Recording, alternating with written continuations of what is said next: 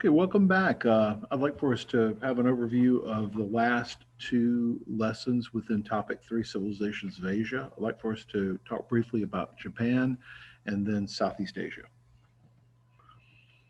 Okay, Japan is an archipelago. One of your key terms is archipelago, which is a collection of islands that are situated near each other. There are four main islands in Japan: Hokkaido, Honshu, Shikoku, and Kyushu. And then, of course, there's lots of other little smaller ones. It's very mountainous. It's bounded by the Sea of Japan, which on the west side and the east side of the Pacific Ocean. So Japan's, since it's islands, is a barrier. There's a barrier to getting there. But because they also are islands, they tended to rely on sea travel, and so they're a part of trade routes. So that's something that benefited the Japanese. Um, they've always been sort of short on farmland, so they've always turned to the sea. So fishing has always been a main food source for the Japanese. I mean, after all, we like sushi, right? um, it's also part of the Ring of Fire, which is the very geologically active region around the Pacific Ocean. So lots of volcanoes, lots of earthquakes, and these sea waves that are created by volcanic seismic activity called tsunamis, which, I'm going to show you some pictures and videos of how devastating they can be. Early Japan was very fragmented, lots of families called clans that controlled different parts of the country. The most important of these clans was the Yamato clan, which ultimately became the emperors, and the current Japanese royal family is this Yamato family.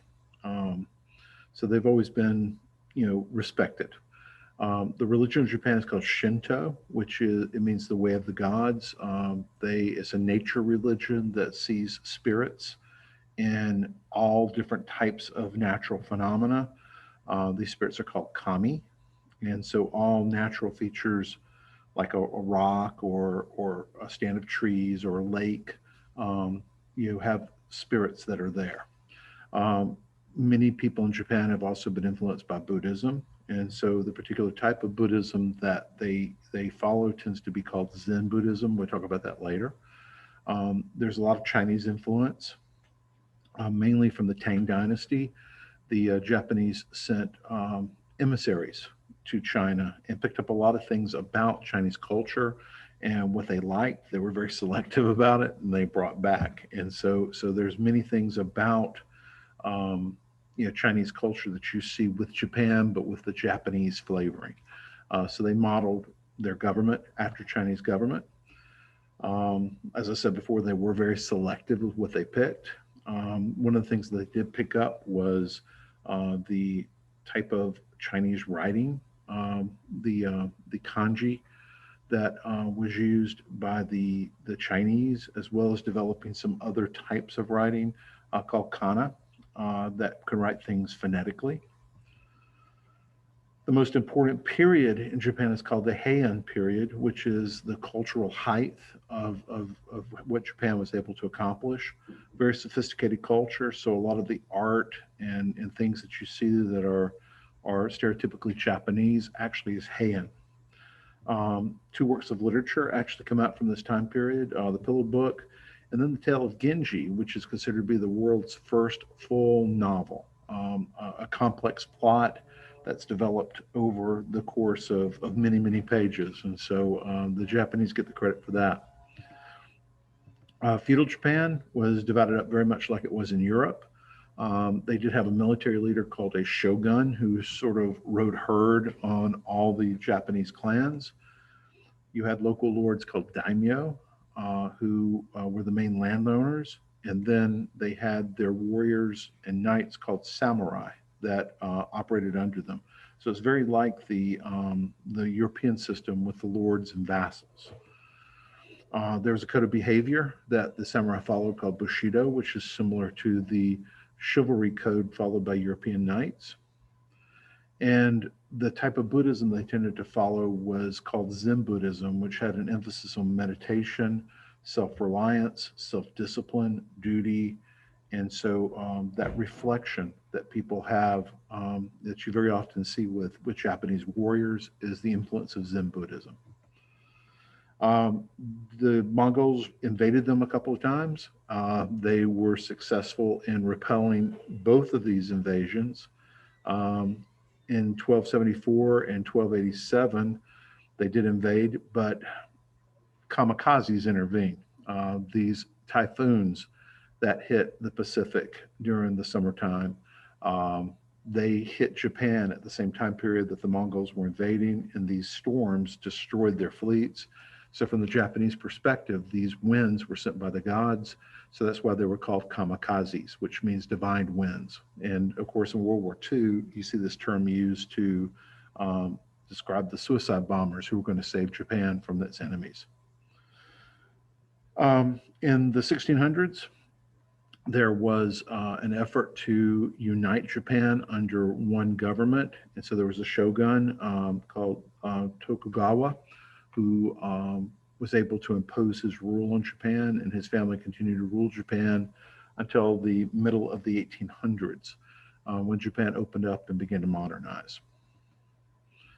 With Southeast Asia, there's always been a linkage between India and China here. In fact, one of the regions in Southeast Asia is called Indochina for that reason. You have some straits in between the islands of the mainland in Indonesia that have always been influential and important for trade routes. The main thing that people want in these islands are spices. And so this is something that's going to spur European expansion and exploration and conquest in the 15th and 16th centuries. Geographically, this is a very mountainous area, lots of rivers that are coming down from these mountains and flowing into the Bay of Bengal or the South China Sea.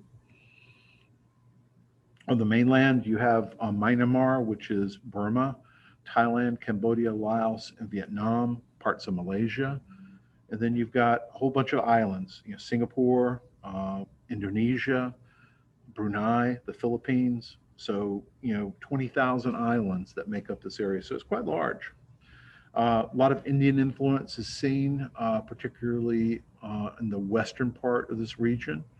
The Pagan Kingdom, which was founded in what's now Burma, basically was converted to more Indian forms of Buddhism. The Khmer, they created an empire in what's now Southeast Asia, particularly Cambodia, Thailand, and Malaysia. They were very influenced by Hinduism and also Buddhism too. One of their most famous complexes is a series of temples called Angkor Wat, which is one of the main reasons why people go to Cambodia today, is to see this temple complex, which is the largest one in the world, I believe.